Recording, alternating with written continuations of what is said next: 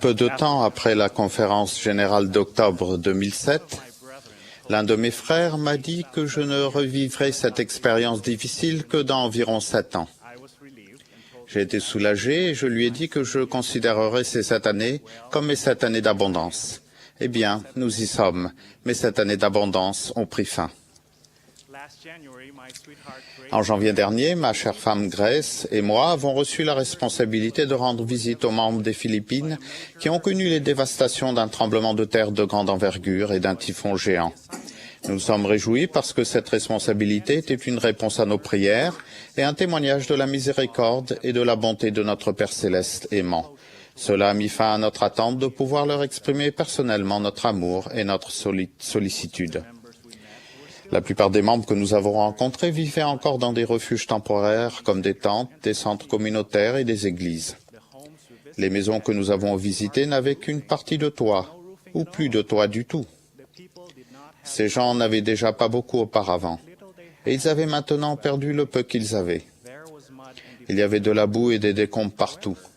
Toutefois, les gens étaient remplis de reconnaissance pour la petite aide qu'ils recevaient, et ils étaient heureux et avaient un bon moral malgré la situation difficile. Quand nous avons demandé comment ils s'en sortaient, tous ont répondu avec vigueur « Nous allons bien ».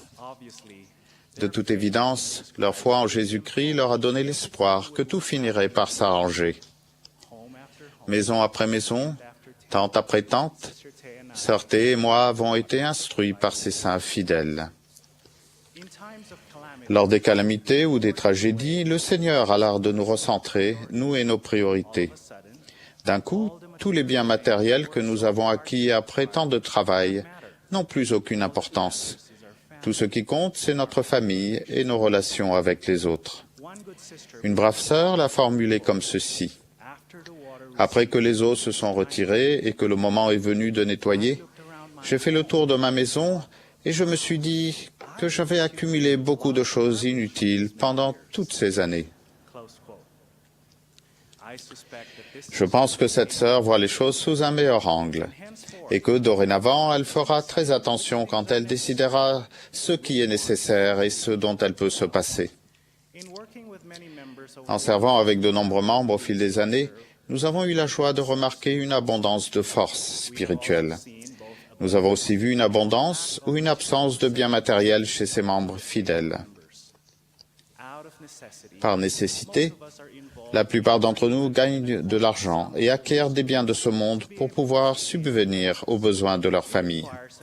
Cela requiert beaucoup de notre temps et de notre attention. Ce que le monde a à nous offrir est infini. Il est donc capital d'apprendre à reconnaître quand nous avons assez. Si nous n'y prenons pas garde, nous commencerons à nous attacher au temporel plus qu'au spirituel. Notre quête du spirituel et de l'éternel deviendra secondaire, alors que ce devrait être l'inverse.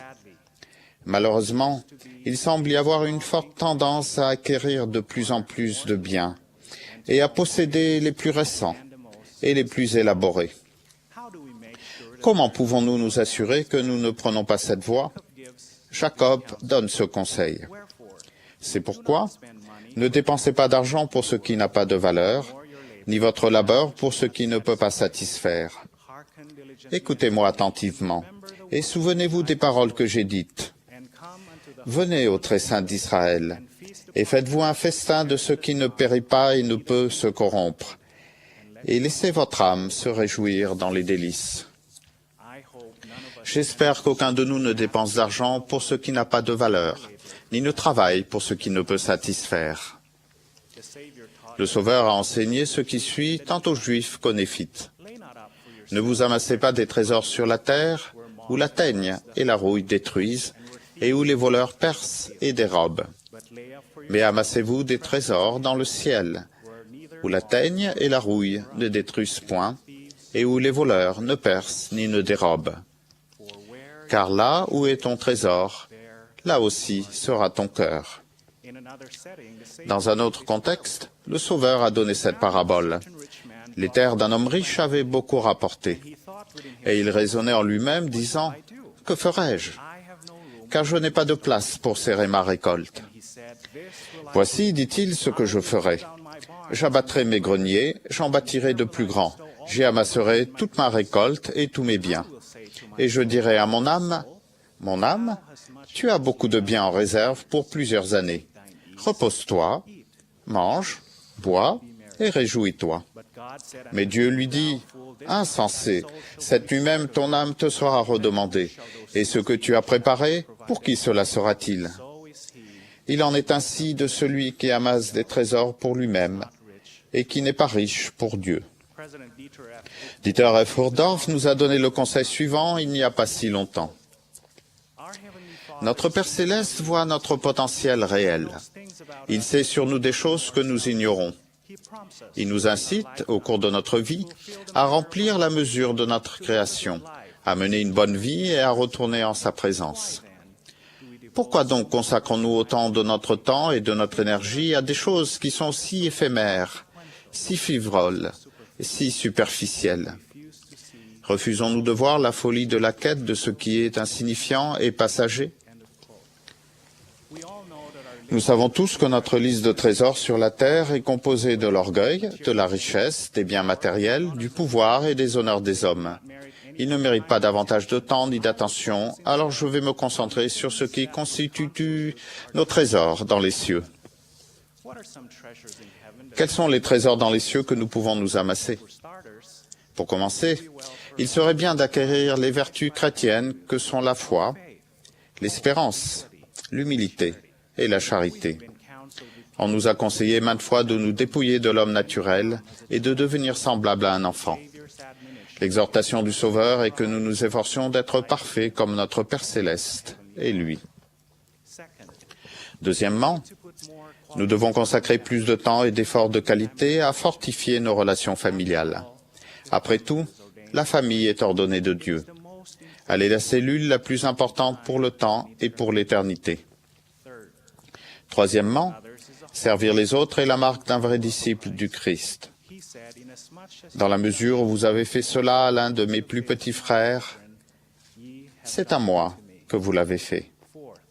Quatrièmement, comprendre la doctrine du Christ et fortifier notre témoignage est un travail qui nous apportera une joie et une satisfaction véritables. Nous avons besoin d'étudier régulièrement les paroles du Christ rapportées dans les Écritures, ainsi que les paroles des prophètes actuels. Car voici, les paroles du Christ vous diront tout ce que vous devez faire. Je termine par l'histoire d'une veuve de 73 ans que nous avons rencontrée lors de notre voyage aux Philippines. Quand le tremblement de terre a frappé l'île de Bohol, la maison que son mari défunt et elle avaient travaillé si dur pour bâtir s'est effondrée, tuant sa fille et son petit-fils. Maintenant seule, il lui fallait travailler pour subvenir à ses besoins. Elle a commencé par faire la lessive, à la main. Et elle doit monter et descendre plusieurs fois par jour une colline élevée pour chercher de l'eau. Quand nous lui avons rendu visite, elle vivait toujours sous une tente. Voici ce qu'elle m'a dit. « Frère, j'accepte tout ce que le Seigneur veut que je supporte. Je n'ai pas de mauvais sentiments. Je chéris ma recommandation pour le temple, que je garde sous mon oreiller. Sachez que je paie une dîme complète sur le faible revenu de ma lessive. Quoi qu'il arrive, je paierai toujours la dîme. Je témoigne que nos priorités, nos tendances, nos penchants, nos désirs, nos appétits et nos passions auront une portée directe sur notre prochain état. Souvenons-nous toujours des paroles du Sauveur, car là où est ton trésor, là aussi sera ton cœur. Je prie pour que notre cœur soit toujours au bon endroit, au nom de Jésus-Christ. Amen.